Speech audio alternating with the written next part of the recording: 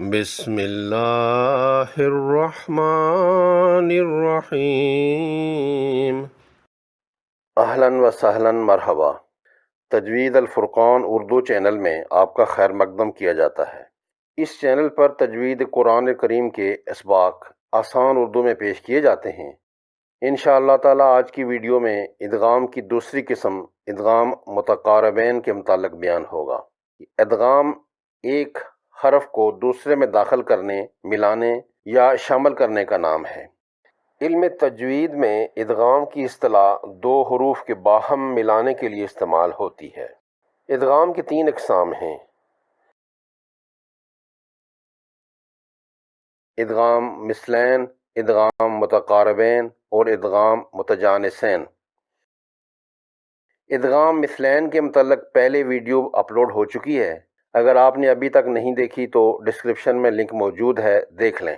متقارب قریب سے ہے اور متقاربین ایسے دو حروف جو مخرج یا صفت یا دونوں میں قریب ہوں۔ ان حروف کو ایک دوسرے میں داخل کرنے یا مرج کرنے کو ادغام متقاربین کہیں گے۔ ان حروف کے ہم شکل ہونے کی شرط نہیں ہے۔ متقاربین کے ادغام کے لیے کچھ شرائط ہیں۔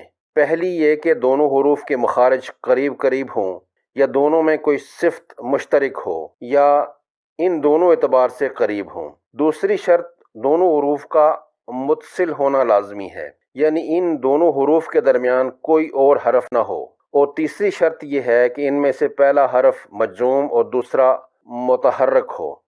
پہلی شرط کی مثال: دونوں حروف قریب المخرج ہوں یا کوئی صفت مشترک ہو، مثلا لام اور را، قاف اور کاف، یا نون اور میم۔ دوسری شرط دونوں متقارب حروف اکٹھے ہوں، یعنی ساتھ ساتھ ہوں، ان کے درمیان کوئی اور حرف نہ ہو، جیسے لام کے فوراً بعد را اور قاف کے بعد کاف اور نون کے بعد میم آیا ہے۔ تیسری شرط یہ ہے کہ پہلا مجزوم اور دوسرا مشدد ہو، جیسے لام مجزوم اور را مشدد، قاف مجزوم اور کاف مشدد، یا نون ساکن اور میم مشدد۔ ادغام متقاربین کیسے ہوگا؟ اس کے لیے پہلے ساکن حرف کو دوسرے والے مشدد حرف میں مدغم کر کے مشدد حرف کو سختی سے پڑھیں گے۔ ادغام متقاربین کی پہلی مثال سورہ مرسلات کی 20ویں آیت ہے: الم نخلقکم من ماء مہین۔ اس میں قاف اور کاف قریب المخرج ہیں۔ اس میں مجزوم قاف کو مشدد کاف میں مدغم کر کے پڑھ لیا۔ ادغام متقاربین کی دوسری مثال سورہ طٰہٰ کی آیت 114 سے ہے: وَقُلْ رَبِّ زِدْنِی عِلْمًا۔ اس میں لام اور را مخرج اور صفات دونوں میں قریب ہیں، اس لیے لام مجزوم کا را مشدد میں ادغام ہو جائے گا اور پڑھیں گے قُر رَبِّ۔ تیسری مثال میں نون اور را مخرج کے اعتبار سے قریب ہیں۔ قَالَ فَمَن رَبُّكُمَا یا موسیٰ، سورہ طٰہٰ آیت 49۔ اس میں نون مجزوم کا را مشدد میں ادغام ہوگا۔ ادغام متقاربین کی مزید ایک اور مثال قرآن عظیم کی سورہ ہود کی آیت نمبر 42 سے لی گئی ہے: وَلَا تَکُن مَعَ الْکَافِرِینَ۔ یہاں بھی نون مجزوم کا میم مشدد میں ادغام ہوگا اور میم مشدد کا غنہ کیا جائے گا۔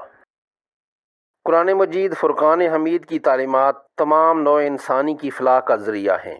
اس معاملے میں آپ کا تعاون دونوں جہانوں کی فلاح و کامیابی کا باعث ہوگا۔ آپ کی طرف سے کی گئی حوصلہ افزائی ہمارے لیے باعث تقویت ہوگی۔